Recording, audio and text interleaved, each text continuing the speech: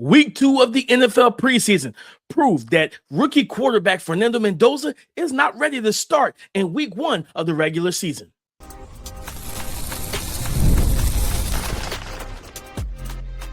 You are Locked On NFL Draft, your daily podcast covering the NFL Draft. Part of the Locked On Podcast Network, your team every day. Welcome back to the Locked On NFL Draft Podcast. I'm Damian, Parson. That's Keith Sanchez, and today's episode is brought to you by FanDuel. Join all the action at FanDuel.com to play daily dingers and make your free pick on who's hitting a home run this MLB season. And today's episode is all about the rookies. Week 2 rookie preseason reaction. We're going to talk about Mike Washington Jr., running back from the Las Vegas Raiders, Keelan Rutledge, the offensive lineman for the Houston Texans, Drew Allar, Stribling. But we got to kick the show off with 2 quarterbacks, Keith, the top 2 quarterbacks that were selected, Fernando Mendoza, Ty Simpson. Let's start with Mendoza, Keith. Mendoza did not have the same type of outing in week 2 that he did in week 1. Wasn't, the stellar performance. He wasn't bad by any stretch, but he did have a pick 6 in that game. There were some things that didn't go his way. What stood out to you when you were watching the film on Fernando Mendoza from week 2 of the preseason?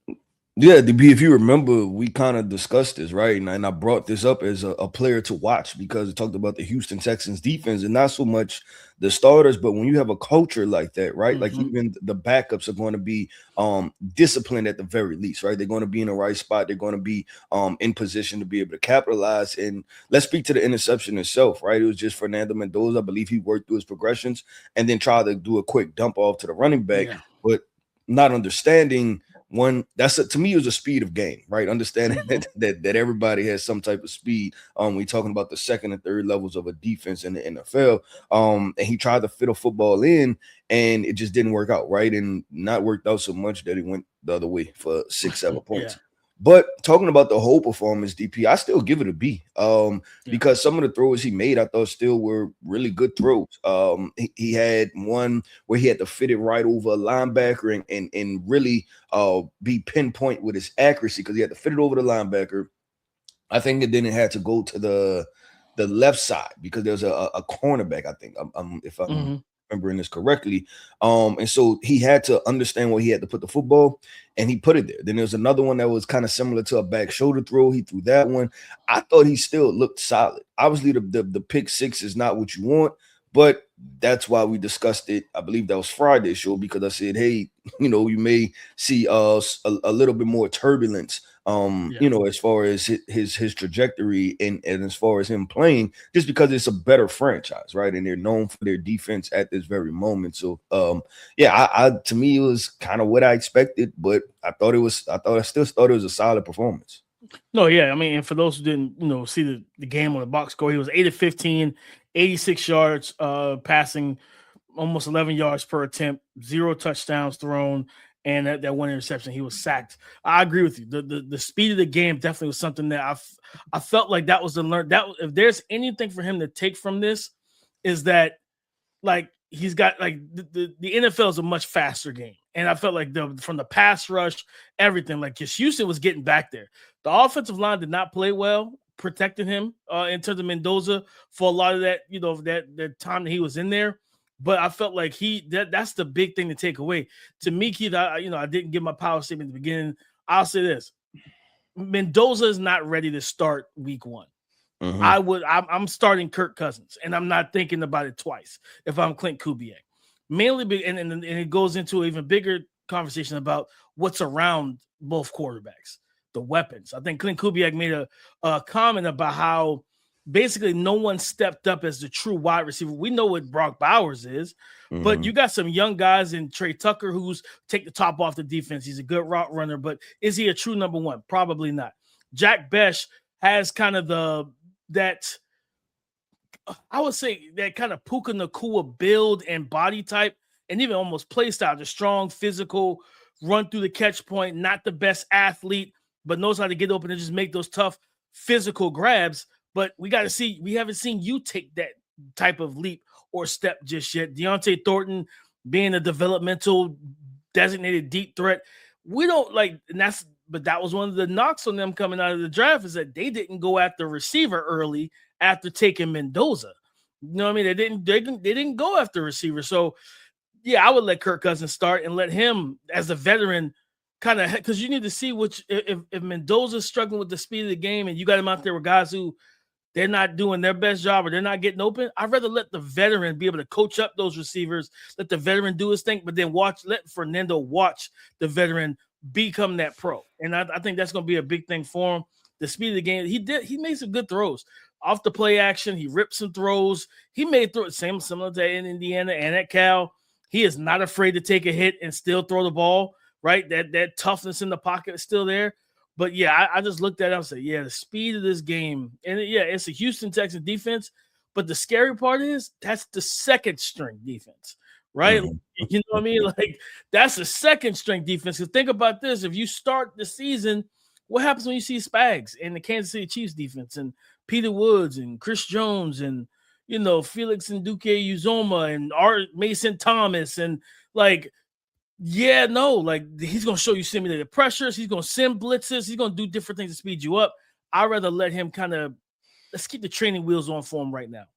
Yeah, no, I agree. And I've always been with that notion. And I keep talking about the Tom Brady situation. Like he remembers how he was brought into the NFL. He had a wily veteran, a talented veteran, in front of him in Drew Bledsoe, right? And I think he respects how important it was for him to be able to learn from somebody older than him. And so that's why they made that move. DP, talking about Ty Simpson. They had a blowout loss. They blew the New Orleans Saints out. I guess the New Orleans Saints spent all of their energy fighting the Dallas Cowboys this week. And couldn't play football.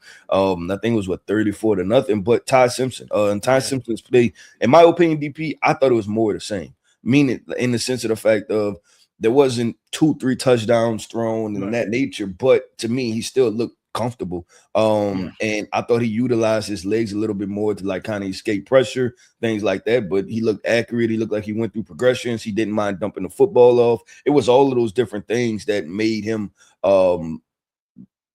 look the part, right? Look worth the pick. So that was my takeaway, is that it was more of the same. And every week is not, and that's even with the Pro Bowl Hall of Fame quarterbacks, right? They're not lighting it up for 3-4 touchdowns every single week. You're gonna have your games where you have your 3 touchdowns. You're gonna have a game where you still play pretty well and it's a 1 touchdown game. And I thought this was just one of those pedestrian stats. But I thought that if you look at it from a process part, what we always talk about, I thought he looked like he knew what he was doing again in some of the stuff that we talked about. Yeah, no, I mean, it was very similar game plan as last week. A lot of the bootlegs, the play action, getting them on the rollouts, and him, getting the ball out to his weapons. If the first read was there, he was hitting the first read. I think for me, is it similar to last week? I didn't.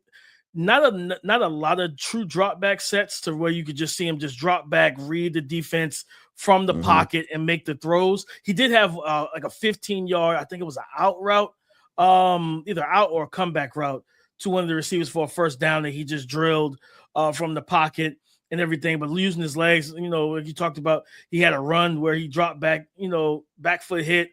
Nobody was open, and I think that's what we talked about, that extra element of what he will bring to a Sean McVay offense that Jared Goff didn't bring, that Matthew Stafford doesn't offer you, of if nobody's open and they give me a lane, I can hit it, get 5, 10, even 15, depending on where the defense is, especially if it's man coverage and nobody's keying in or spying on me. He's got that ability to make those kind of back-breaking, you're talking about third down conversions. How many times that's why we always say, do you need to run a 4-3 at quarterback? No, I need you to be above average. I can't have you being a statue in the pocket, right? I can't have that. If you can't move, I don't want you. I need you to be able to have some semblance of athleticism, because on those third downs, you got to tip your cap to the defense. They're going to do their jobs at some point. They're going to play good coverage, all of that, and they're going to be able to stay in your hip pocket, your receivers. And if you can't get the ball to somebody, having that athleticism or above average and functional athleticism will allow you to still convert or put us in positions to convert. And that's a big thing for me. So I like seeing that from him. I would like to, I don't know what it was. He had a throw that the edge rusher got there, but I don't know. It was so weird because the edge rusher, he attempted to tackle him, but then he stopped. And I was like, did you forget this was a live game? Like, and I was like, dude, this ain't practice. You can actually hit him, bro. Like you can tackle him. Like he ducked down to act like he's gonna tackle him. Then it's just kind of like, no, he's got a red jersey on. No, he doesn't. He has a white jersey on. Like he's this is live game. And then Ty kind of jumped back and threw the ball. And I was like, all right, Ty, like let's get that out your system. Like can't have that. You gotta. Even if you're about to get hit, like just talk about that Mendoza. Mendoza stood 10 toes down, took a shot to the chest, and still delivered. I need to see you do the same thing in those situations. Granted, the dude didn't actually hit you, but yeah, I don't know if it might have been a preseason thing. Either everybody's just kind of, is this practice? Like, no, it's preseason. So, but overall, I give him a B, man. He did good. He did well.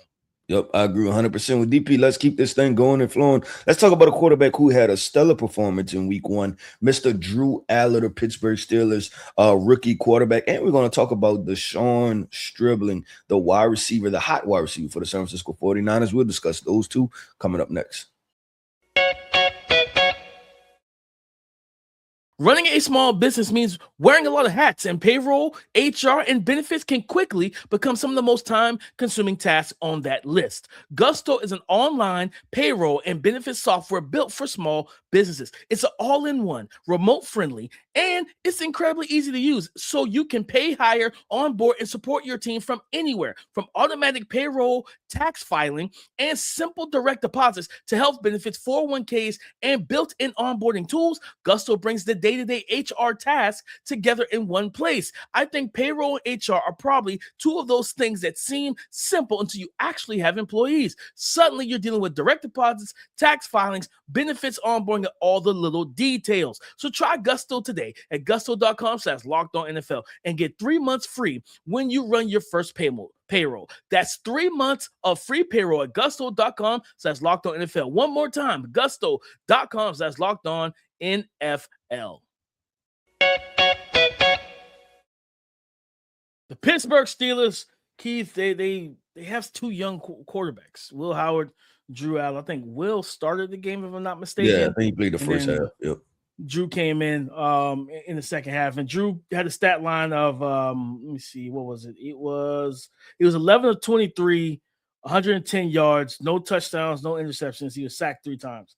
And in this game, Keith, I think for me, I want people to understand, when you hear 11 of 23, you're like, oh, that's an ugly stat line. Please go watch this game or watch the film. There were like 5 or 6 drops from I don't know who he was throwing to. There were names that I wasn't familiar with, and I'm like, I think these guys are fighting for roster spots.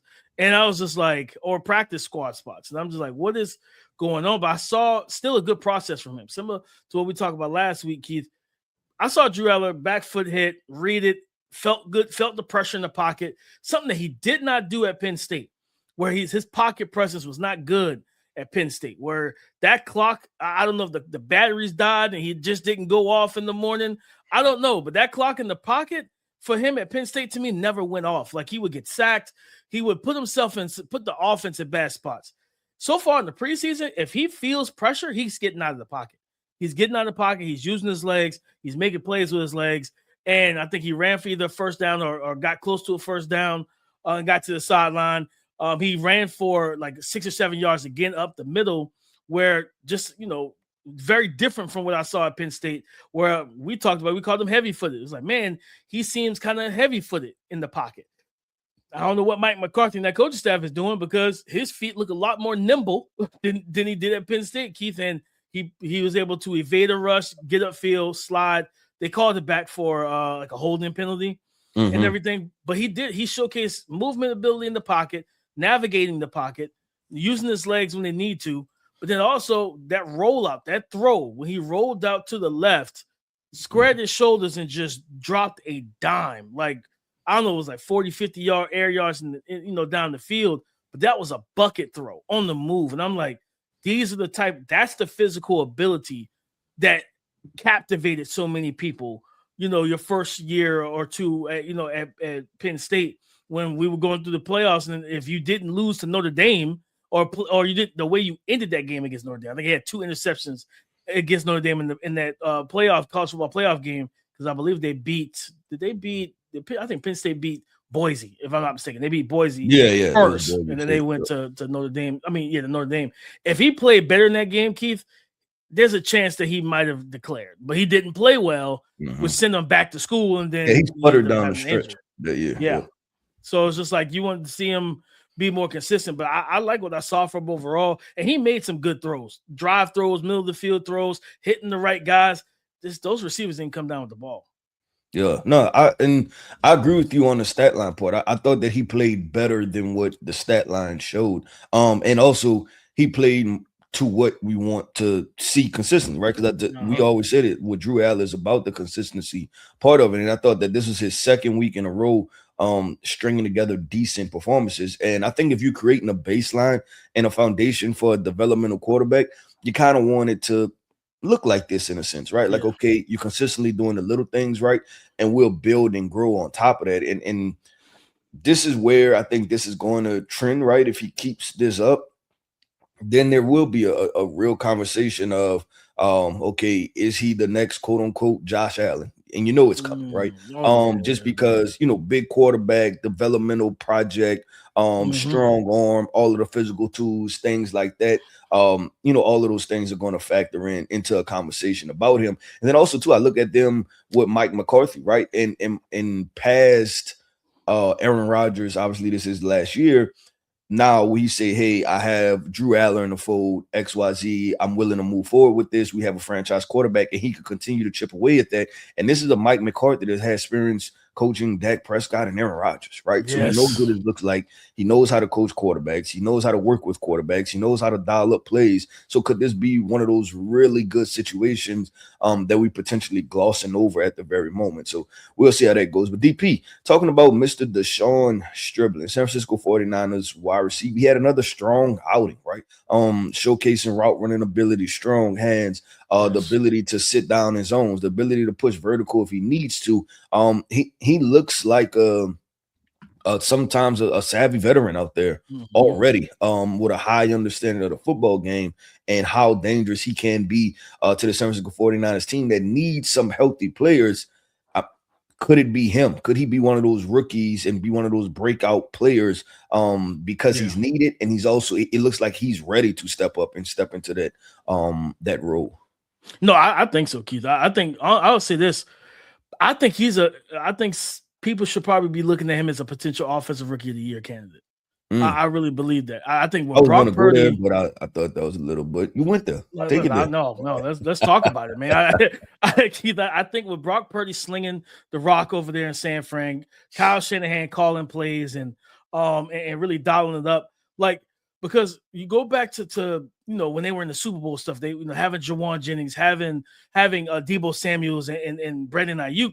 Ayuk was the guy that went on the outside all the time. That was the guy with timing and route running. That him and that connection between him and Brock Purdy. Brock Purdy was throwing the ball on those deep outs and those comeback routes before he broke, because he had such great synergy with the Brandon Ayuk, right? Then Jawan Jennings gives you that big body, middle of the field target. Well, I mean, same number that Stribling's wearing right now. And of course, Deebo was the yards after catch guy. Well, I'm gonna be honest with you. When I look at Deshaun Stribling, not completely, he's not all the way there yet. He's kind of a perfect combination of all three. Whereas, like, he can win on the outside, like Brandon Ayuk, but then also he can win from the slot, like Jawan Jennings and Deebo Samuel. And the way Jawan Jennings won, winning in the middle of the field, those, if you get zoned and running dagger concepts and those deep end cuts and end breakers, having the strong hands, tracking the ball well, attacking the ball at its highest point, he can get open. He's showcased, even in week one, he showcased, hey, if you want to throw that go ball to me, yes. Remember the play, I always go back, that play against Georgia, that slot fade, Trinidad Chambers in the college football playoffs that iced that game. Like, he beats the receiver, he beats press coverage, gets vertical, separates, and everything. And if Trinidad had threw him in stride instead of veering him back inside, that would have been a walk-away touchdown, just a walk-in. You know what I mean? So, like, this young man, honestly, like, he has the tools to be a complete, true number one for this offense. And I think when you getting back Mike Evans when he returns and everything like that, Keith, yeah, I truly believe this young man could be the offensive rookie of the year. If Kyle Shanahan, if he's the starter, opposite of, I know Debo's, he knows that offense, Debo's definitely gonna be involved. But you're talking about go to those like 12 personnel, those 2 wide receiver sets. If Mike Evans is healthy, I expect Mike at the X. I expect to see DeJon Stribling at the Z and give your quarterback 2 tight ends, big targets, 2 big outside targets as well. And he's an outstanding run blocker. I think he's gonna have a big impact for the San Francisco 49ers. Yeah, so reason why I was going to say it too with the offensive rookie of the year situation is that when you see these breakout wide receivers, right? You talk about the Jamar Chases, the Justin Jeffersons, and we have a few out there. Usually they're who you say? Puka Nacua, I think. Puka Nacua. We've had quite a few recently. And usually what you see is that they have a veteran quarterback, right? And that's the recipe is that they have an established quarterback, and then you bring in a highly talented rookie wide receiver, put them in the situation, and then they put up the numbers. And that equation is sitting there, right? Brock Purdy's a veteran quarterback that can deliver the football. He goes to a good offensive situation, and then he can step right in and play. And the reps are available for him. So I'm definitely, I didn't say it, but I agree with you that the offensive rookie of the year situation could definitely be on the table for DeJon Stribling if he gets the reps because he's going to be needed, and 2, he's showing that he's a talented young player. But DP, let's do this, man. Let's switch it up a little bit. This is probably a run game segment, right? You got some offensive linemen talking Mr. Keelan Rutledge, and then we're bringing it back. We're talking about Mr. Mike Washington, who's quietly been a superstar this preseason thus far through 2 weeks, running back from the Las Vegas Raiders. We'll discuss those 2 players coming up next.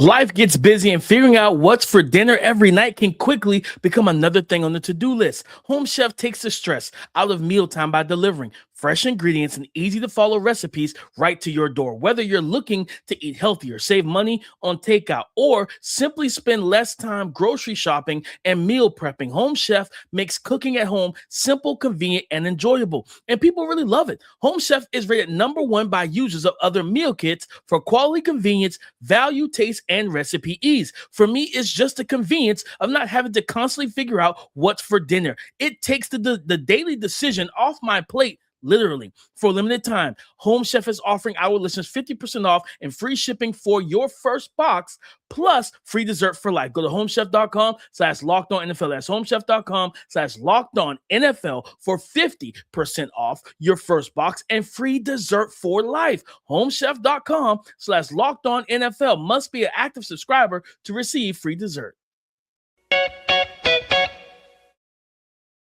Thank you for making Locked On NFL Draft your first listen of the day, and thank you for making the Locked On Podcast Network, the #1 sports podcast network in America. It's all because of you, our everydayers. Keelan Rutledge, Keith, I believe, if I'm not mistaken, was he the first pick for the Houston Texans back in April? I think so. I think he was their first pick. I think, if I'm not mistaken, I think he was first round pick for them.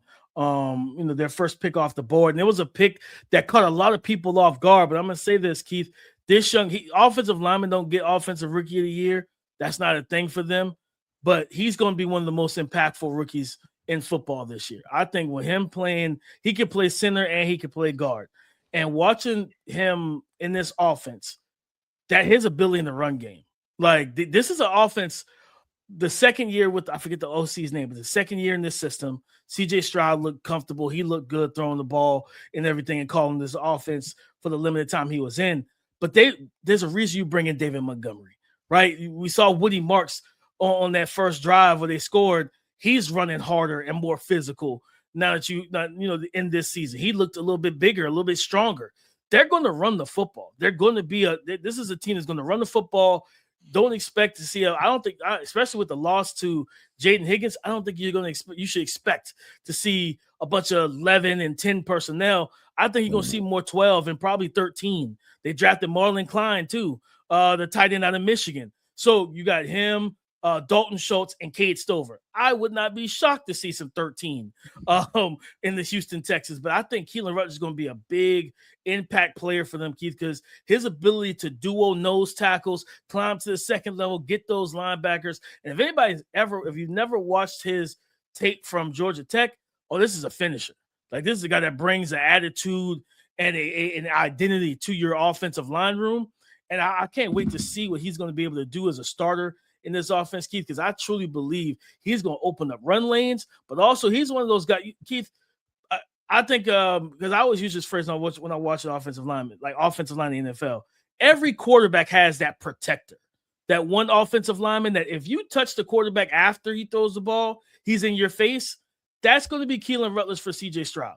He's going to be the protector. Where these defensive linemen, like, man, I don't get to touch the quarterback that much, so they take any chance they get to hit the QB, even if it's after the play. Just a little shove.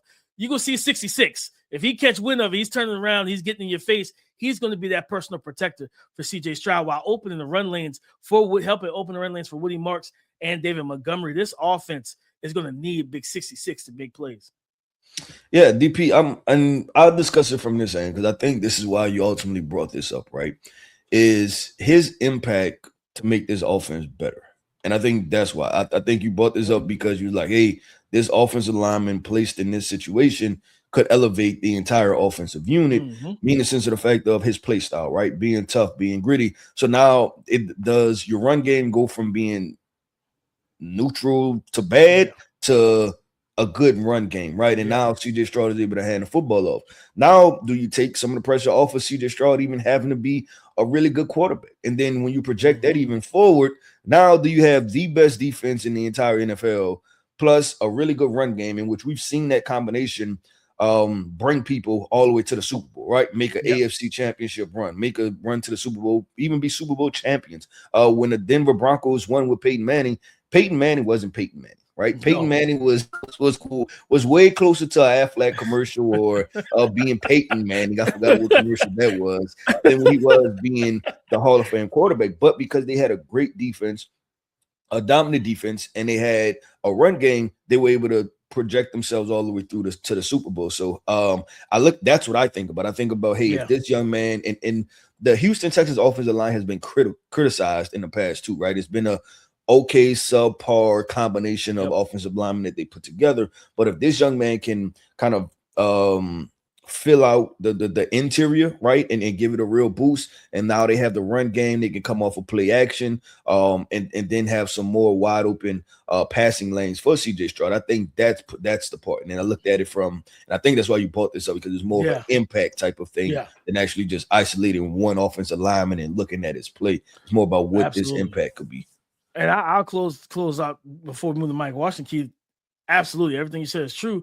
And when you brought up the Super Bowl, look at Sam Darnold, right? And you're talking about that defense and the run game. And so while Sam made a lot of plays, I mean, you got JSN, right? Like you got to throw the ball to JSN and everything, Cooper Kupp and stuff like that. But how did they win the Super Bowl? They beat the New England Patriots with Kenneth Walker III being MVP and that defense locking things down, right? And when you look at the Houston Texans, it's, to me, I can't think of any other defense. It's Houston and Seattle as the top two defenses in the league to me. Like, those are the top two, and they can stop the run, they can play lockdown covers, they can blitz you, they can rush the passer. They do everything, and they're both super physical. Like, they're going to punch you in the mouth and see if you can recover, right? And so you're saying, okay, if you're a Houston Texans fan, you should feel good about the fact that we can run the ball and take that pressure off of Stroud and not have Stroud have to carry the offense and say, okay, let's run the ball. We got to play the Jaguars. Let's keep it out of Trevor Lawrence's hand. Let's keep it out of Cam Ward's. Let's keep it in our hands and run time of possession, things like that. You absolutely then you think about getting to the playoffs, and where you probably see a Lamar Jackson, you see a Josh Allen, maybe a Pat Mahomes, Justin Herbert. You playing in the playoffs, you play against the best quarterbacks in the league. You got to be able to play keep away. And this offense can absolutely do that with the addition of Keelan Rutledge and what they have. Just don't trade any more of your best offensive linemen. You've done it the past two offseasons. Let's please stop doing that. But Keith, Mike Washington Jr., a guy that I'll say it, we were the ones that were early on him. We were the earliest people on him. And he didn't go as high as we wanted to see him go, but he's showcasing in the preseason. He should have went higher than the third, fourth round or whatever he was drafted and everything, especially for teams that needed running back help. Waiting and allowing him to go be the backup to Ashton Genty, where he could have been, even if he's not your 3-down back, if you're, I don't know, like, to me, you look at the Pittsburgh Steelers, right? Like, I mean, Caleb Johnson looked better. But like, if you didn't sign Rico, you didn't have Caleb, and you just had Jalen Warren, it's like, man, we need somebody else. he would have been the perfect addition to that. But what did you see from our boy Big Mike Wash? That truthfully continues to showcase what he can do. Yeah, I mean, it once again, right? It's the ability to work in between the tackles, and I sound like I said what I said last week, but I think the stretch play is going to be very dangerous for Mike Washington, in the Las Vegas Raiders, and then also the explosiveness, right? Like he almost took one the distance again, and I think it was back-to-back weeks. he almost tripped up on the turf, I believe, coming out the gates. But we said it, right? We said this is an Adrian Peterson type of gallop that he has, right? And it's like letting that young man loose in the open field is something special to watch. And I don't think this is a preseason thing. I don't think this is because he's going against a backup type of thing. I think this is he is going to be a problem in the NFL. That's how I believe. And I know talking about a 4th round running back, but this young man is supremely talented. You have to think while he's adjusting to this, like he's the speed of the game, he's going to get better and better, right? Like he's going to understand more. He's going to be able to cut back. He's going to be playing with starters, right? Like they're going to be different elements. And I think projecting this to the Las Vegas Raiders, it's going to be interesting with him and Ashton Genty. And if he's able to rip off these explosive plays, I like the fact of having a tandem running back pair, but I will be very interested to see how they utilize the two as he gains more traction and gets more attention from fans, and they feel like they have to play him more. Yeah, I mean, because there was that one run, I think it might be the run you was talking about. He ran, it looked like a halfback dive, but the defense collapsed and closed the A gap. So he ended up running. Yeah, he ran into the pile, and then I was like, oh, he might be dead to rights. And then his peripheral vision saw there's a big hole right here, and he got out there. I was like, his acceleration at that size is terrifying because I was just like, man, like when he saw the lane, he planted and got out there. How quickly he got up the top speed, I was like, dear God, like this dude, he's like 6'2", 6'3", like 228, 230, and he ran 4.3. Like that's scary, man. So it's just like, yeah, like you said, the stretch run, making him a one-cut runner. If he sees it right and he plants and gets upfield, your linebackers are over aggressive and give him a cutback. Yeah, your safety's gonna have to beware because it's like now you got a locomotive at full speed who will absolutely. He's not Derrick Henry, but he'll bounce you off he'll stiff arm you and throw you straight to the ground, or he's gonna outrun you. Like he's got that type of speed, and yeah, I think this is good for Las Vegas. Him and Genty, and then the whole talk. We'll see. I think Clint probably will do it. I don't know why Chip didn't do it last year. Genty can catch the football out the backfield. So you come out with both of them on the field at the same time. You can motion Genty into the slot. See, okay, is it man coverage? Is it zone? That linebacker go out there with him. You can throw screens to him. You can throw orbit motion stuff to him and allow him to make a play after the catch. The main thing for me with Mike Wash is just continue to develop that pass pro, because that's going to allow you to be on the field for those situations. Because if you come out in 2, then you motion out Genty, you can be the pass protector. If whether it's Fernando or Kirk, they see pressure, they make a check, they have you either chip release or just sit and protect. They got to be able to trust you to do that. And when his size and strength, he could definitely develop the technical aspects of the game to do it. You know what I mean? That was really the only thing with him. It was just like he lunged at it when he was in college. He was more of a waist bender than a knee bender. He was super aggressive, leaning in and just not using his hands and sitting on his heels and bending at his knees. That's just coaching emphasis. Coach up the technique of him, Keith. And yeah, I mean, honestly, I would I think multiple teams are going to regret letting him fall and being a backup where you could have had him as your lead back.